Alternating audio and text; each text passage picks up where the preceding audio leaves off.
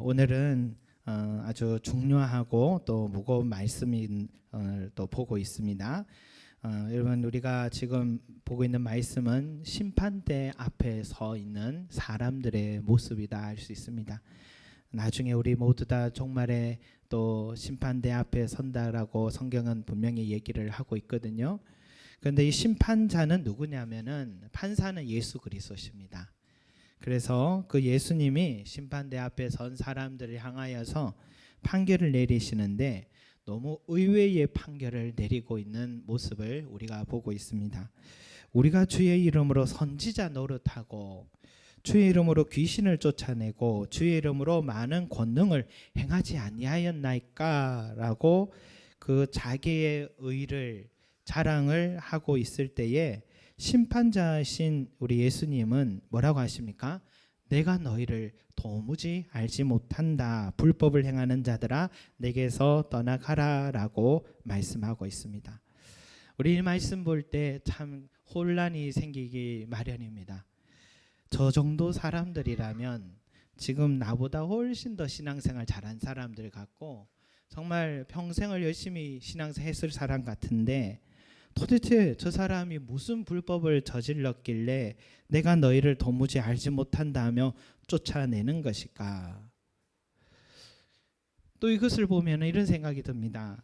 저 사람들도 저렇게 심판대에서 쫓겨날 정도라면 나는 어떨까? 나는 저 사람들보다 더 잘한다고 자신할 수 있을까? 그럼 나도 저 사람들처럼 버림받는 것은 아닐까 하는 질문이 우리에게 찾아오는 것이죠. 구원의 확신이 흔들릴 수 있게 되는 말씀이 또한 이 말씀이다라고 할 수 있겠습니다. 여러분 그런 생각 들지 않습니까? 이 말씀 보면 그죠? 같이 심각하게 받아들였으면 좋겠습니다. 저는 좀 심각해가지고 얘기 드립니다. 그러나 여러분 이 말씀을 잘 이해하기 위해서는 성경은 꼭 함께 봐야 되는 말씀들이 있죠. 짝을 이룬다 하잖아요. 마태복음 21장 28절에서 32절, 마태복음 21장 28절에서 32절 말씀 한번 보겠습니다. 마태복음 21장 28절에서 32절 말씀.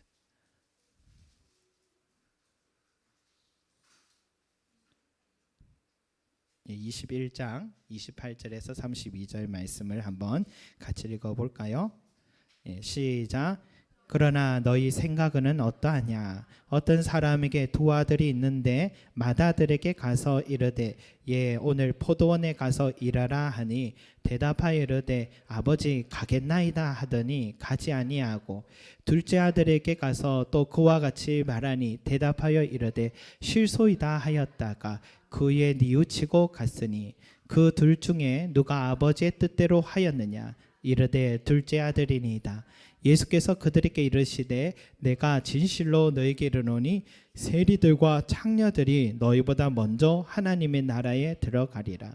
요한이 의의 도로 너희에게 왔거늘 너희는 그를 믿지 아니하였으되 세리와 창녀는 믿었으며 너희는 이것을 보고도 끝내 뉘우쳐 믿지 아니하였도다. 아멘.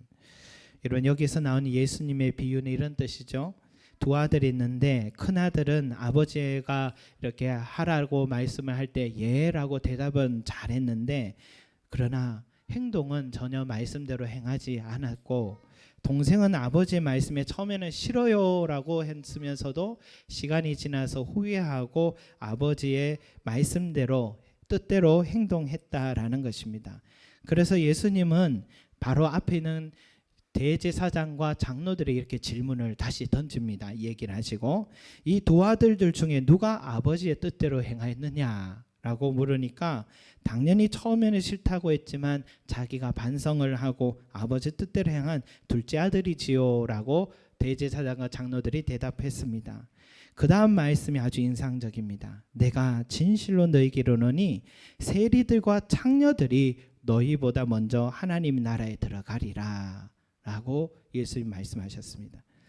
여러분 하나님 뜻대로 행하는 사람이 천국에 들어간다고 했는데 하나님의 뜻이 도대체 뭐길래 세리와 창기들이 하나님 나라에 들어가고 열심히 성경 말씀대로 살려고 율법의 말씀대로 살려고 몸부림쳤던 그 사람들은 어떻게 너희들보다 더 먼저 들어간다고 오히려 그들을 배제시키고 있는 이 말씀을 하신 것일까?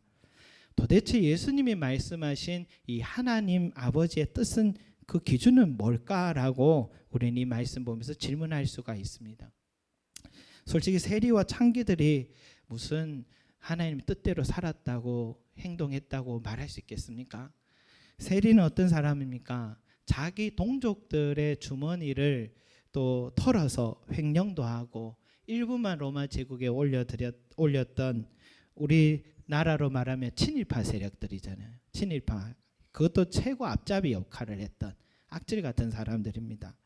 창기의 삶은 어떻습니까? 종일 술과 쾌락으로 찌든 삶을 살아있고 윤리관념이라고는 없을 수밖에 없는 자기의 몸을 팔아서 하루를 연명했던 사람들인데 그들의 모습에서 어디에서 그런 하나님의 이런 그 뜻을 하나님의 뜻을 행위를 볼 수가 있었겠습니까?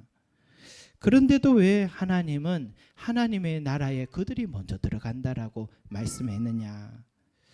예수님께서 괜히 그 사람들 미워가지고 마음을 긁으려고 했던 말씀일까? 아니면 예수님이 세리와 창기들이 어떤 사람인지 잘 몰라서 나이트클럽 한 번도 안 가보셔가지고 하셨던 그런 순진한 마음으로 하셨던 말씀일까? 여러분 십자가에 또 주님이 돌아가실 때 옆에 양편에 강도가 있었잖아요. 그 두 명의 강도 중에 한 사람이 주여 당신의 나라에 임하실 때 저를 기억해 주소서라고 했을 때 예수님이 그 강도에게 내가 진실로 내게 이르노니 오늘 내가 나와 함께 낙원에 있으리라 하시면서 그에게 천국에 들어갈 자격을 허락해 주시는 거죠. 여러분 이런 것은 오늘날 법관들을 말을 하면 솜방망이 판결을 지금 내렸다 할 수 있습니다. 예수님의 심판이 지금 꼭 그와 같습니다. 정당하지 않은 지금 판결을 상식적이지 않은 판결을 지금 예수님이 내리고 있습니다. 세리들이 횡령한 사건, 창기들과 강도들이 그동안 윤리 도덕에 어긋난 삶을 조금이라도 예수님이 참조하신다면은 그들에게 여러분 이런 판결을 내릴 수는 없죠. 그들에게는 하나님 나라가 임하였다라고 말하면 안 되시는 거죠. 여러분 도대체 주님의 판결 기준, 하나님의 뜻을 한다라는 것은 도대체 어떤 기준으로 하신 말씀인지를 우리가 다시 한번 생각해 보게 됩니다. 주님께서 우리의 상식에 맞지 않는 판결 기준을 이야기한 말씀을 여러분 오늘 한번 찾아보겠습니다. 요한복음 6장 28절 29절 말씀입니다. 요한복음 6장 28절 29절 말씀입니다. 요한복음 6장 28절 29절.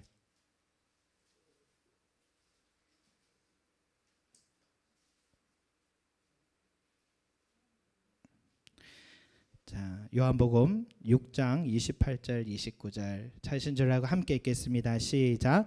그들이 묻되 우리가 어떻게 하여야 하나님의 일을 하오리까?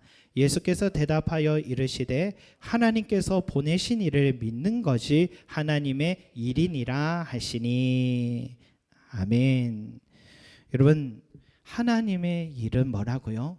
하나님이 보내신 그 아들을 믿는 것이 하나님의 일이다. 우리가 보통 하나님의 일을 한다라고 할 때는 어떻습니까? 동적인 행위를 우리가 해야 되는 마치 뭔가를 해야 되는 것처럼 생각을 하는데 주님은 그게 아니라 오히려 정적인 내적인 부분으로 하나님의 일을 말씀을 하고 있다는 것을 알 수 있습니다. 예수 그리스도를 내가 전적으로 믿고 받아들이는 것, 이것이 하나님의 일이다. 왠지 기운 빠지지 않습니까? 하나님이라면 성과를 낼 수 있는 큰 일을 이뤄내야 될 것 같은 그런 마음에 그 일이 있고, 왠지 헌금을 많이 내어서 건축을 해야 될 것 같기도 하고, 선교사님들에게 선교 헌금 많이 보내고 어려운 일들 구제를 많이 해야 될 것 같고, 교회에 피아노 한 대라도 사놓아야 될 것 같고, 직장 다 포기하고 신학교 가서 주의 길을 걸어야 될 것 같기도 하고, 전도왕이 되어야 될 것 같기도 하고, 이런 것을 우리가 하나님의 일을 해야 된다, 많은 일을 해야 된다고 생각하지만 주님이 말씀하신 하나님의 일은 전혀 다르습니다. 아버지께서 보내신 자기 자신을 믿는 것, 그것이 하나님의 일이다라고 합니다. 유대인들은 10계명을 비롯해서 600가지의 계명을 지키려고 일평생을 노력했는데, 그런데 그게 하나님 뜻인 줄 알았는데 지금 예수님은 자기를 믿고 받아들이는 것이 하나님의 일이다. 그래서 여러분, 그 기준이기 때문에 세리와 창기와 강도가 반평생 아니면 일생을 아버지의 말씀 앞에서 싫어요 하고 살았다가도 자신의 일생 어느 극적인 시점에 와서 예수님을 만나서 예수 그리스도께서 나의 구주요 하나님 아버지 아들이십니다 하고 이러한 신앙 고백이 있을 때에 그들의 삶에 하나님의 나라가 임하였고 영생을 얻었다라고 말씀을 하시는 것입니다. 그래서 오늘 말씀에 주여 주여 하는 자, 주의 이름으로 선지자 노릇하는 자, 주의 이름으로 귀신을 쫓아낸 자, 주의 이름으로 많은 권능을 했는 자라 하더라도 겉으로 하나님을 믿는 것 같이 보일 수 있다라는 것입니다. 그 중심을 보시는 주님의 시선에서는 예수 그리스도를 나를 구원하기 위해서 이 땅에 오셨고 하나님의 아들이라는 사실을 믿는 믿음이 그에게 없다라는 것을 확인하시고, 그들이 아무리 많은 신앙적인 성과를 냈다 하더라도 영생을 얻기 위한 의를 결국 채우지 못했기 때문에 구원을 얻지 못하고 쫓겨났던 것입니다. 여러분, 영생을 얻기 위한 의는 예수 그리스도를 믿음으로만 얻을 수 있는 의인 줄로 믿습니다. 저는 그런 질문이 들더라고요. 아니, 예수를 믿지 않는 사람이 어떻게 주의 이름으로 귀신도 쫓아내고 주의 이름으로 많은 권능을 할 수 있을까? 저는 그게 참 궁금하더라고요.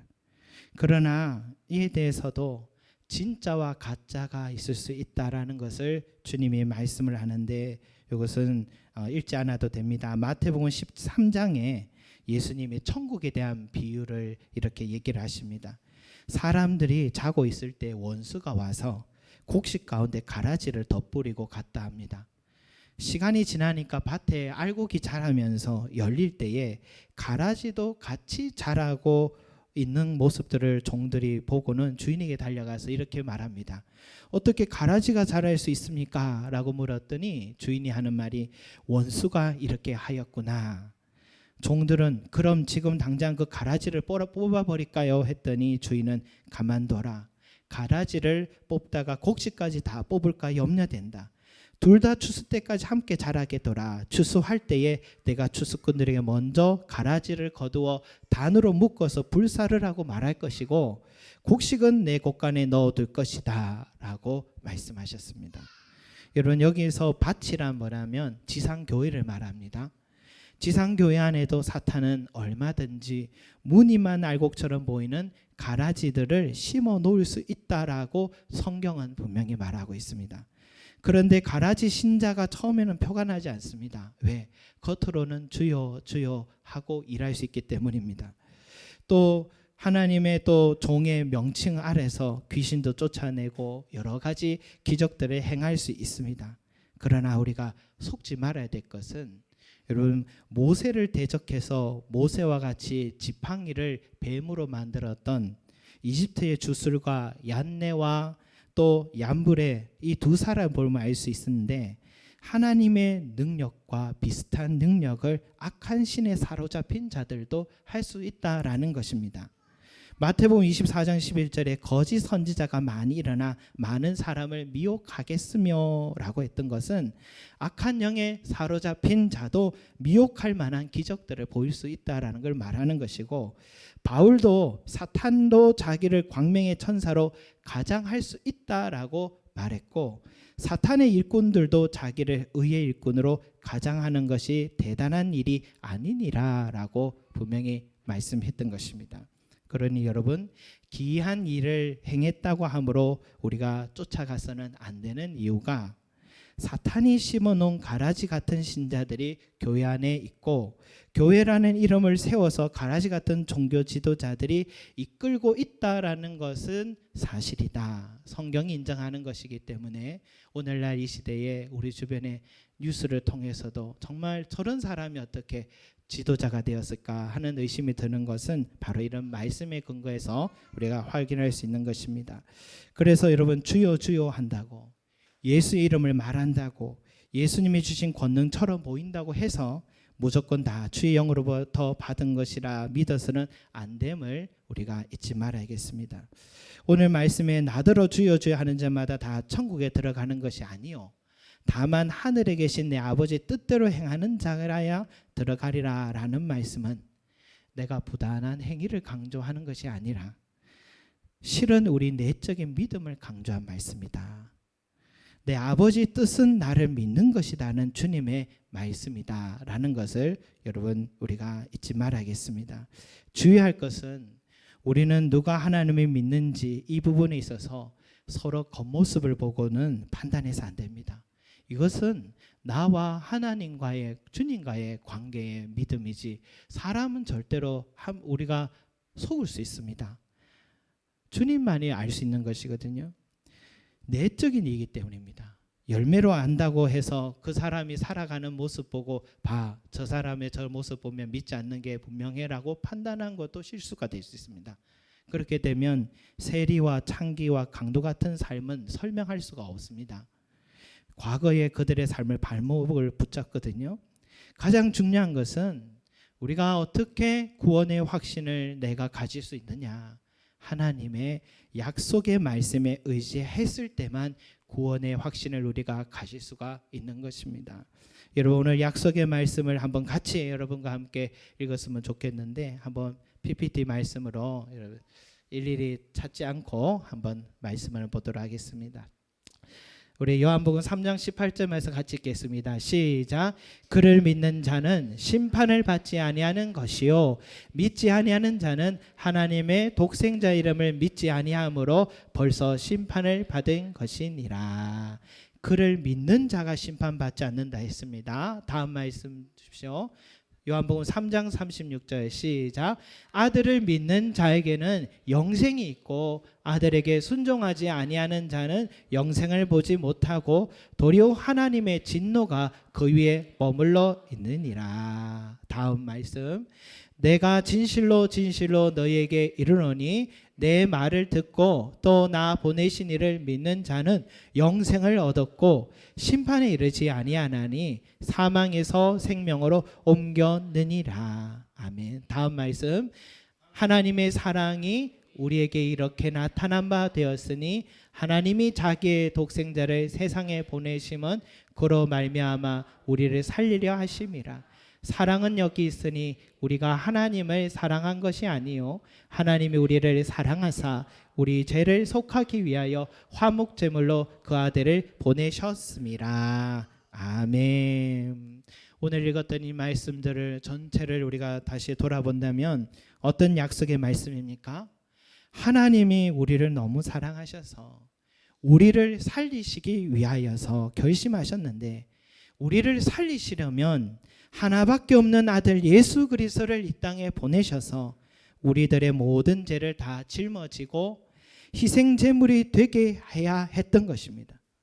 그 큰 일을 행하신 하나님 아버지의 사랑과 그 예수 그리스도의 크신 사랑을 내가 오늘 받아들이고 믿는다면 내 삶은 오늘 이 순간부터라도 사망에서 생명으로, 심판에서 천국으로, 멸망에서 영생으로 옮겨주신다라는 약속의 말씀인 것입니다. 여러분, 이것을 믿어지는 것도 하나님의 은혜고요.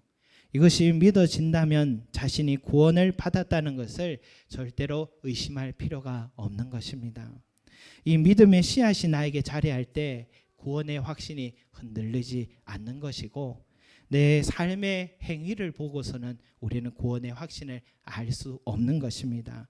여러분, 그런데 우리는 이런 생각이 들죠. 그러면 아무렇게 살아도 되는 것입니까?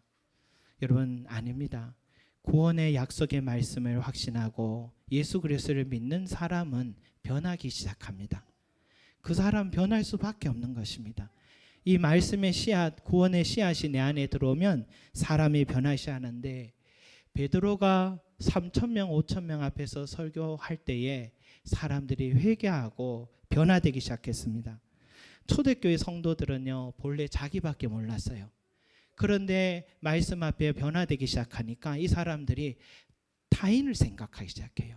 내 것을 가져와서 나누기 시작하고, 어려운 이웃들을 돕기 시작하고, 그리고 한 번도 그들에게 전도하라고 가르치지도 않았음에도 불구하고 그들은 스스로 나가서 복음을 전하기 시작하고, 자기 스스로 그렇게 모든 일들을 해서 교회가 성장하게 됐던 것입니다. 전도하라고 말한 것도 아니고 사랑 나누라고 가르쳤던 거 아니라, 그들의 구원받은 복음이 확실하게 들어가니까 절로 그 안에서 일어나는 변화였습니다. 여러분, 그런데 사도들의 설교는 화려하지 않았습니다. 제가 베드로의 설교를 꼼꼼하게 다시 읽어봤는데 별 내용이 없어요. 별 내용이 없어요. 그저 이 내용뿐입니다. 하나님 아버지께서 우리를 사랑하셨다. 너희를 살리려고 그의 아들을 보내 십자가에 못 박혀 죽게 하시고 사흘 만에 다시 살아나게 하셨다. 그것을 믿는 자들에게는 성령이 임하실 것이다. 이것을 전했을 뿐인데, 그것을 받아서 믿었을 뿐인데 사람들이 변하기 시작하고 하나님이 기뻐하는 삶을 살기 시작하더라는 것입니다. 변화의 출발은 여기에서 있습니다. 우리의 영생의 출발은 여기에서 있습니다. 예수 그리스도를 내 마음에 받아들이고 믿는 것, 이것 이상 그 이하 그 이상도 아무것도 없는 것입니다. 여러분, 이 시간에 우리가 해야 될 것은 다른 사람이 구원받았냐 안 받았냐 이거 보는 거 아닙니다. 오늘 이 말씀 우리에게 주신 것은 나 자신을 한번 돌아보라는 말씀인 줄 압니다. 나는 하나님의 일을 행하고 있는가? 다시 말해서 나는 예수 그리스도 나의 구주로 받아들이고 믿고 있는가? 이걸 한번 점검해 보시고, 아직도 그런 확신이 들지 않는다면 여러분 자책하지 마십시오.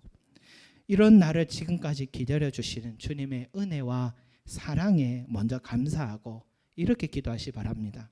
나에게 이런 약속의 말씀에 근거한 믿음을 부어 주십시오. 그래서 이 세상 살 동안 나는 오늘 내가 죽어도 주님의 약속의 말씀에 근거하여서 구원받은 자란 사실에 의심하지 않게 도와주시옵소서, 이렇게 기도하시기 바랍니다. 그러면 하나님께서 구하는 자에게 그러한 믿음과 확신을 부어 주실 것입니다. 왜? 그것이 하나님의 뜻이고 하나님의 일이기 때문에 그런 기도하는 사람을 얼마나 기뻐하시겠습니까? 그래서 우리 송림제자교회 성도님들은 여러분, 하나님의 뜻을 행하는 일이 무엇인가 오해하지 말고, 예수 그리스도를 내 마음에 받아들이고 믿는 것이 가장 큰 하나님의 일임을 뜻임을 알고 여러분 행하셔서 복된 인생이 되시기를 축복합니다. 기도드리겠습니다. 사랑과 은혜가 많으신 우리 아버지 하나님, 우리는 무엇인가 큰 일을 행해야 되는 것, 무엇인가 하나님 또 행함으로 우리 하나님께 기쁘게 해드려야 내가 구원을 얻는가 오해할 때가 있어서 저 유대인들과 같은 또 말씀을 또 잘못 이해하는 우리의 모습이 아닌지 돌아보게 하여 주십시오. 항상 내 자신을 돌아보게 하여 주셔서 내 속에 주님을 나의 구주로 믿고 있는 이 확실한 복음이 있는지를 돌아보게 하여 주셔서 이 하나님의 뜻, 하나님의 일을 행하고 이루는 우리 귀한 성도들이 되게 하여 주시옵소서. 그래 하여서 성령께서 우리의 삶을 계속해서 열매 맺게 해주셔서 누가 보아도 저 사람은 구원받은 자임을 느낄 수 있는 그런 열매 맺는 삶을 우리의 삶에 드러내게 하여 주시고, 우리 아버지에게 영광 돌리고 우리가 복음을 전하는데 우리 삶을 통해서 많은 사람들에게 또 사랑을 전하는 저희들이 될 수 있게 은혜 내려 주시옵소서. 예수 그리스도의 그 이름만이 가장 소중한 가치이며 그 이름만 바라보고 의지하고 믿는 자가 될 수 있도록 축복해 주시옵소서. 감사드리고 예수 그리스도 이름으로 기도드립니다. 아멘.